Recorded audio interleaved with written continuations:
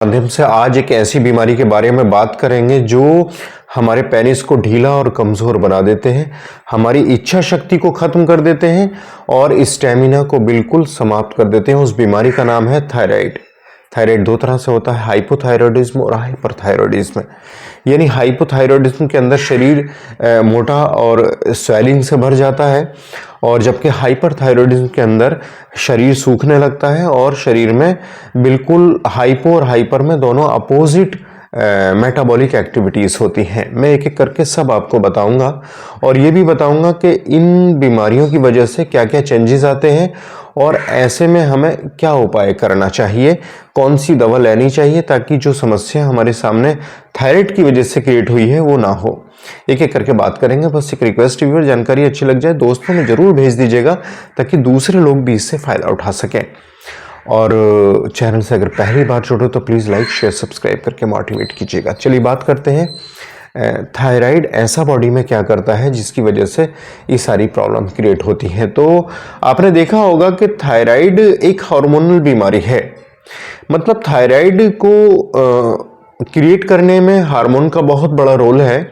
अगर thyroxine hormone बढ़ जाए तो हाइपरथायरॉयडिज्म हो जाता है, शरीर सूखने लगता है, हार्ट बीट बढ़ी हुई रहती है, शरीर कांपने लगता है, बेचैनी घबराहट रहती है।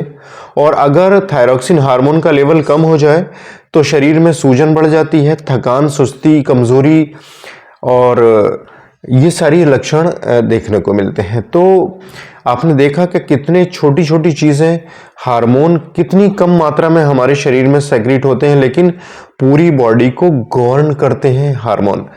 अब जब हाइपोथायरॉयडिज्म के अंदर टीएसएच का लेवल बढ़ जाता है और थायरॉक्सिन हार्मोन कम हो जाता है तो कई सारे फेरबदल ये करने लगता है, जैसे कि पिट्यूटरी ग्लैंड्स के अंदर जो ल्यूटेनाइजिंग हार्मोन है और फॉलिकल स्टिमुलेटिंग हार्मोन है, इनके स्राव को कम कर देता है। यानी गोनेडोट्रोपिन रिलीजिंग हार्मोन के जो सेक्रीशंस हैं उनको डिस्टर्ब कर देता है, जिसकी वजह से टेस्टोस्टेरोन बनने में बहुत ज़्यादा दुश्वारियां होती हैं। टेस्टोस्टेरोन का लेवल कम हो जाता है और टेस्टोस्टेरोन का लेवल जैसे ही कम आता है तो erectile dysfunction, low libido, stamina में कमी, शरीर में गिरावट, ये सब देखने को हमें मिल जाता है। साथ ही साथ प्रोलैक्टिन हार्मोन का लेवल बढ़ा देते हैं।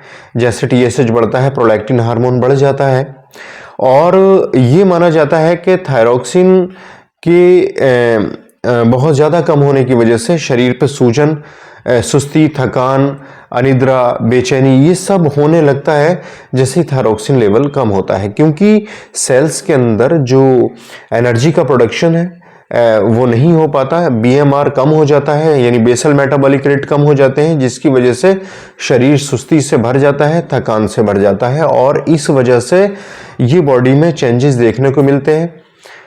इरेक्टाइल डिस्फंक्शन की सबसे बड़ी वजह यही माना जाता है कि सेल्स के अंदर एनर्जी का प्रोडक्शन ही नहीं हो पाता और उसकी वजह सिर्फ थायरॉक्सिन हार्मोन की कमी माना जाता है।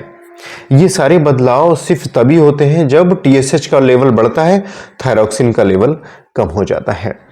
दूसरे नंबर पर यह स्टडी की गई कि थायराइड के दौरान यानी हाइपोथायरॉयडिज्म के दौरान जब टीएसएच यानी थायराइड स्टिमुलेटिंग हार्मोन बढ़ जाता है, थायरॉक्सिन कम हो जाता है, शरीर के अंदर जो एनर्जी प्रोडक्शन है वो बहुत कम हो जाता है और शरीर थकान से भरा हुआ, सुस्ती से भरा हुआ और शरीर के अंदर टेस्टोस्टेरोन का लेवल कम होता है। तो उसी दौरान एक बदलाव ये भी आता है कि शरीर में कॉर्टिसोल का लेवल बढ़ जाता है, यानी सैड हार्मोन बढ़ जाता है या हम कहें स्ट्रेस हार्मोन बढ़ जाता है। इस वजह से जब स्ट्रेस हार्मोन का लेवल शरीर में नॉर्मल से अधिक होता है तो मरीज एंजाइटी, स्ट्रेस, डिप्रेशन में चला जाता है। आप ये देख पा रहे हो कि कैसे हार्मोन का जाल हमारे शरीर को बीमार बना रहा है। मतलब आपके अंदर एक बीमारी तो डेवलप हुई हाइपोथायरॉयडिज्म की, लेकिन इसने बॉडी के सारे जितने भी सेक्रीशन थे सभी को प्रभावित किया। अब इसने जब कॉर्टिसोल का लेवल बढ़ा दिया तो हम सुस्त रहने लगे, बहुत ज़्यादा बेचैन रहने लगे, कहीं मन ना लगना, इस तरह की सिचुएशन हो गई।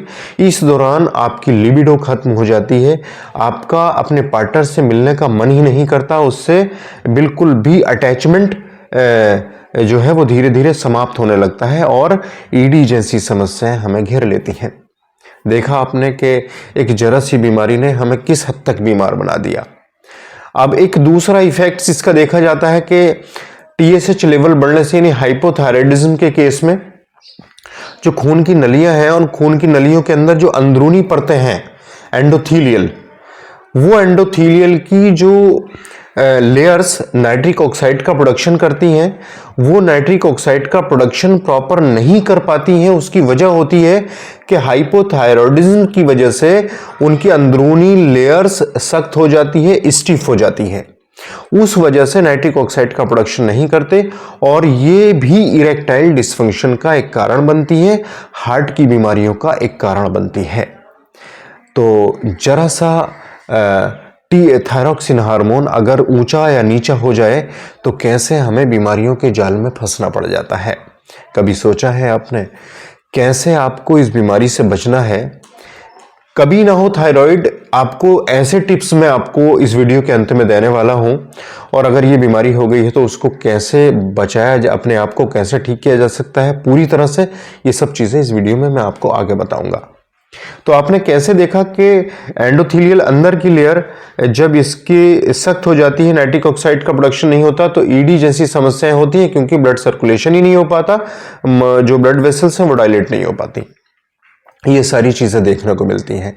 एक स्टडी ये बताती है कि जो टीएसएच जिन लोगों में बढ़ जाता है, यानी थायराइड स्टिमुलेटिंग हार्मोन बढ़ता है, थायरॉक्सिन कम होता है, या हाइपोथायराइडिज्म का जो मरीज होता है उसके अंदर जो ब्लड वेसल्स के ऊपर जो बारीक नसें होती हैं, नर्व्स होती हैं, उन नर्व के अंदर भी कमजोरी देखी जाती है, यानी वो नर्व भी प्रॉपर वर्क नहीं कर पाते। आपके अंदर आपने देखा होगा कि बहुत ज्यादा सुस्ती, थकान, किसी काम को मन ना होना, उसकी वजह सिर्फ यही होती है कि नर्व के अंदर अलर्टनेस की कमी हो जाती है, नर्व के अंदर एक्टिवनेस की कमी होती है, यानी जो मैसेजेस दिमाग से नर्व को जनरेट होते हैं वो प्रॉपर एक्टिवनेस के साथ वर्क नहीं करते, मांसपेशियां ढीली और कमजोर हो जाती हैं, पूरी बॉडी में थकान, सुस्ती, अनिद्रा, ये सारी चीजें उस कंडीशन में देखी जाती हैं। कभी कभी थायराइड के केस में, हाइपोथायराइडिज्म के केस में अनिद्रा बहुत ही रेयर केसेस में होती है, नहीं तो ज्यादातर नींद सी बनी रहती है, नींद बहुत आती है। तो ये सारी चीज़ें हमारे हाइपोथायराइडिज्म की वजह से होती हैं और ये हमें बहुत ही ज़्यादा इम्पोटेंसी की तरफ ले जाती है। ये हमारे स्टेमिना को, लिबिडो को, इरेक्शन को बिल्कुल ख़त्म कर देती है। इस तरह की समस्याएं हाइपोथायराइडिज्म की वजह से देखने को मिलती हैं।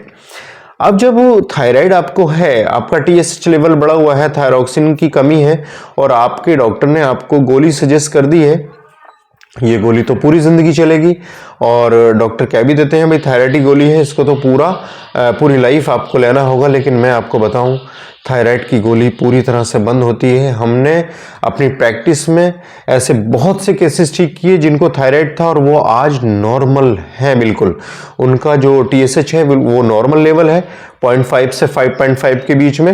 ये कैसे ठीक होता है वो मैं आपको बताऊंगा।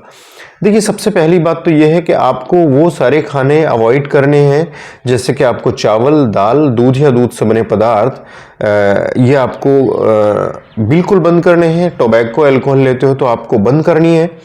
1 घंटा तेज कदमों से आप पैदल चलोगे। आपको अगर अपने आप को बीमारी से निकालना है तो ये बंद करना ही पड़ेगा। 1 घंटा तेज कदमों से पैदल चलोगे। अच्छे खान पान, अच्छा लाइफस्टाइल अगर आप रखते हो, ज़्यादा से ज़्यादा फ्रूट्स, वेजिटेबल्स लीजिए। और एक दवा आती है थायरोडिनम 3x में या थायरोडिनम 6x, ये दोनों में से हम एक दवा ले लेंगे और एक गोली सुबह, एक दोपहर, एक शाम नियमित रूप से खाएंगे और 1 घंटा पैदल चलेंगे। अच्छा खान पान, टोबैको, अल्कोहल लेते हो, अगर कोई भी ऐसी चीज़ है, दूध की चाय, पराठा, पकौड़ी, समोसा हम बंद करेंगे तो मैं समझता हूँ थायराइड पूरी तरह से नॉर्मल हो जाएगा। और ईडी की समस्या के लिए हम लोगों को जो दवा सजेस्ट करते हैं, driven drop, driven malt, well strength drop यानी WS ड्रॉप, ये 3 दवाइयां हम इसके साथ चलाते थे हैं। ये भी थायराइड को मैनेज करती है और साथ में थायरोडिनम दे देते हैं, नॉर्मल रहता है मरीज। ये बीमारी हमेशा के लिए ठीक हो जाती है। समय लग सकता है, 3 महीने से 6 महीने भी लग सकते हैं, इससे अधिक भी लग सकता है, पर बीमारी 100% ठीक हो जाती है। भले ही अंग्रेजी डॉक्टर ये कहें कि ये बीमारी ठीक नहीं होती है, आप उनकी मत मानिए और जैसे मैं उपचार बता रहा हूँ वो उपचार कीजिए। थायराइड हमेशा के लिए नॉर्मल हो जाता है।